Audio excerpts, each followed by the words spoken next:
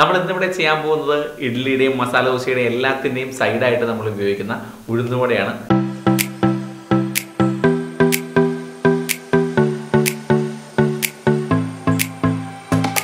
അപ്പോൾ നമ്മൾ ഇന്നിവിടെ തയ്യാറാക്കാൻ പോകുന്ന ഉഴുന്നുവട തയ്യാറാക്കാനായിട്ട് നമ്മൾ 250 ഗ്രാമോളം ഉഴുന്നെടുത്തിട്ടുണ്ട്. അത് നമ്മൾ 5 മണിക്കൂറോളം നല്ല രീതിയിൽ വെള്ളത്തിൽ കുതിർത്താൻ വെച്ചു. ഉഴുന്നിലേക്ക് വെള്ളം എല്ലാം കുടിച്ച് നല്ല രീതിയിൽ കുതിർന്ന് വന്നതിന് ശേഷം മാത്രമാണ് നമ്മളത് അരയ്ക്കുന്നുള്ളൂ. ഒരു തുള്ളി പോലും വെള്ളമില്ലാതെ നല്ലൊരു സ്ട്രെയിനറിലേക്ക് അതിനെ മാറ്റി അതിന് ശേഷമാണ് നമ്മളിത് മിക്സിയുടെ ജാറിലേക്ക് ഇട്ട് കൊടുക്കുന്നത്. ഇത് മിക്സിയുടെ ജാറിൽ ഫാസ്റ്റായിട്ട് അരയുന്നതുകൊണ്ട് നല്ല രീതിയിൽ പെട്ടെന്ന് ചൂടായി മാറും.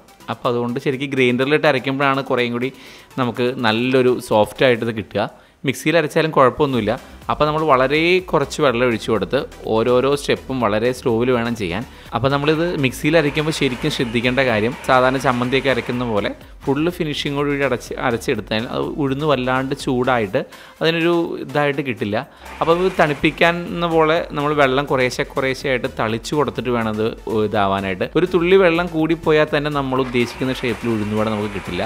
അപ്പോൾ അതുകൊണ്ട് ഉഴുന്നുവട ശരിക്കും ടൈറ്റായിട്ടിരുന്നാൽ മാത്രമാണ് ഷേപ്പായിട്ട് നമുക്ക് കിട്ടുകയുള്ളൂ. അല്ലെങ്കിൽ അത് നമ്മുടെ കയ്യിൽ ഒട്ടിപ്പിടിക്കുകയും ചെയ്യും. അത് നമ്മൾ ഉദ്ദേശിക്കുന്ന ഷേപ്പിൽ കിട്ടുകയില്ല.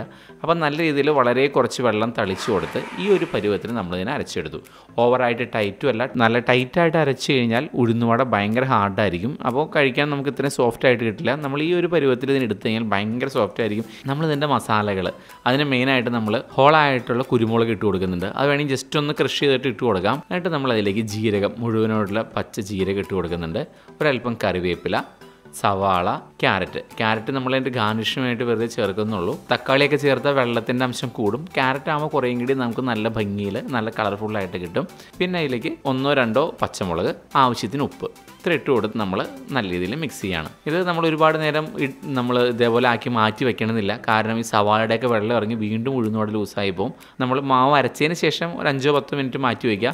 ഒരുപാട് വെള്ളം ഉണ്ടെന്നുണ്ടെങ്കിൽ അപ്പം തന്നെ ഇട്ട് കൊടുക്കുന്നതായിരിക്കും നല്ലത്. കാരണം വീണ്ടും പുളിച്ച് കഴിഞ്ഞാലേക്ക് വീണ്ടും വെള്ളം ഇറങ്ങും. സവാളയൊക്കെ ഇട്ട് കൊടുത്താൽ നാം പരമാവധി അപ്പം തന്നെ ഉഴുന്നുവട ഇട്ട് കൊടുക്കാം. അധികം നേരം മാവ് പുളിപ്പിക്കാനായിട്ട് വെക്കേണ്ട. ഇനി നമ്മൾ ഓരോരോ പീസായിട്ട് ഫ്രൈ ചെയ്യണം. മീഡിയം ഫയറിൽ ഇപ്പോൾ നമ്മൾ ഈ പീസ് ഇട്ട് കൊടുക്കുമ്പോൾ ശരിക്കും പൊന്തി വരുമ്പോൾ ഓയിൽ ആവശ്യത്തിന് ചൂടായെന്ന് മനസ്സിലാവും. ഇതേപോലെ നമ്മൾ കയ്യിൽ നല്ലോണം വെള്ളം നനച്ച് കുറേശ്ശെയായിട്ട് മാവെടുത്ത് നടുക്ക് നമ്മൾ ചെറിയ ഹോൾ ഇട്ട് കൊടുക്കാം. ഇത് ശരിക്കും എക്സ്പീരിയൻസോട് കൂടി ചെയ്യേണ്ട ഒരു സംഭവമാണിത്.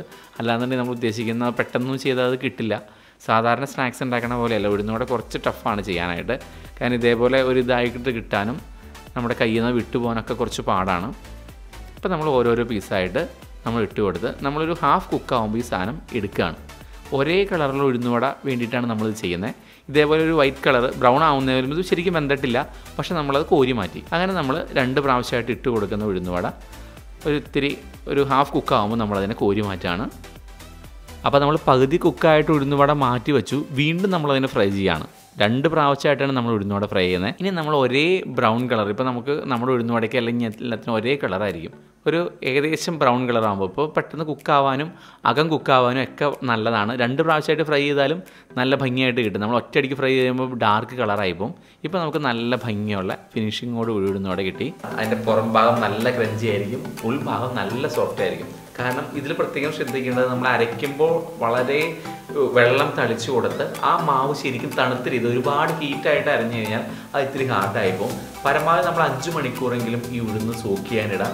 അപ്പോൾ അതിൻ്റെ ശരിക്കും മാവ് നല്ല സോഫ്റ്റായിട്ട് പൊളിച്ചു വന്നു കഴിയുമ്പോൾ ആ ഒരു ഉഴുന്നുവടയ്ക്ക് നമുക്ക് പ്രത്യേക ഒരു ടേസ്റ്റായിട്ട് കിട്ടും. നമുക്ക് ഇഷ്ടമുള്ള ഇൻഗ്രീഡിയൻസ് എല്ലാം ചേർത്ത് എരിവിന് വേണമെങ്കിൽ കുരുമുളക് അങ്ങനെയുള്ള സംഭവങ്ങളെല്ലാം കൂട്ടിയിടാം.